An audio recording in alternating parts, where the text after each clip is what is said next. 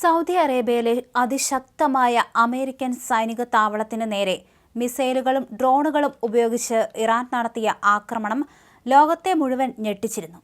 15 American സൈനികർക്ക് പരിക്കേൽക്കുകയും വലിയ നാശനഷ്ടങ്ങൾ സംഭവിക്കുകയും ചെയ്ത ആ മിസൈൽ വർഷത്തിന് പിന്നിൽ, ശരിക്കും അതിനൊക്കെ പിന്നിൽ റഷ്യയാണ് എന്ന് ചിന്തിച്ചാലോ? ഇതിനെല്ലാം സഹായം നൽകിയത് റഷ്യ എന്നാണ് യുക്രൈൻ പ്രസിഡന്റ് വ്ളാഡിമിർ സെലൻസ്കി ഇപ്പോൾ വെളിപ്പെടുത്തിയിരിക്കുന്നത്. കഥ ഇവിടെ തീരുന്നില്ല.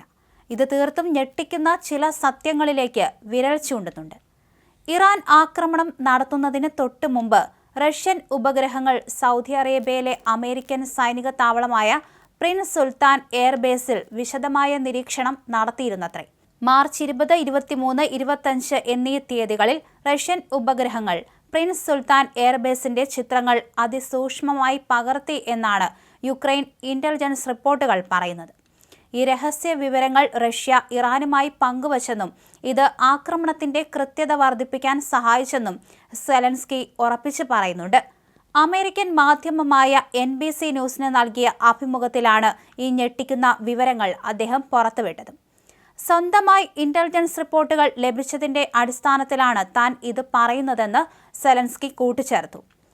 മാർച്ച് 26-നായിരുന്നു ഇറാൻ സൗദിയിലെ US താവളത്തിന് നേരെ 6 ബാലിസ്റ്റിക് മിസൈലുകളും 29 ഡ്രോണുകളും ഉപയോഗിച്ച് ആക്രമണം നടത്തിയത്. ഈ ആക്രമണത്തിൽ 15 US സൈനികർക്ക് പരിക്കേറ്റു.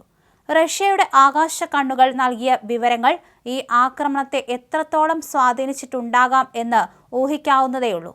പ്രിൻസ് സുൽത്താൻ എയർബേസിന് പുറമെ ഗൾഫ് മേഖലയിലെയും ഇന്ത്യൻ സമുദ്രത്തിലെയും മറ്റ് തന്ത്രപ്രധാനമായ ചില കേന്ദ്രങ്ങളും റഷ്യൻ നിരീക്ഷണ വലയത്തിലായിരുന്നു എന്ന സെലൻസ്കിയുടെ ഈ വെളിപ്പെടുത്തൽ ഈ വിഷയത്തിന്റെ വ്യാപ്തി എത്രത്തോളമാണെന്ന് മനസ്സിലാക്കി തരുന്നുണ്ട്.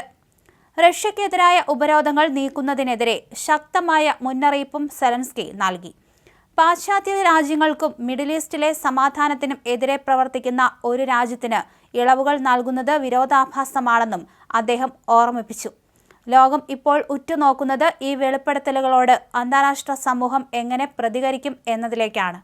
റഷ്യയും ഇറാനും തമ്മിലുള്ള ഈ അദൃശ്യ ബന്ധം കൂടുതൽ ഞെട്ടിക്കുന്ന കഥകളിലേക്ക് വഴി തുറക്കുമോ?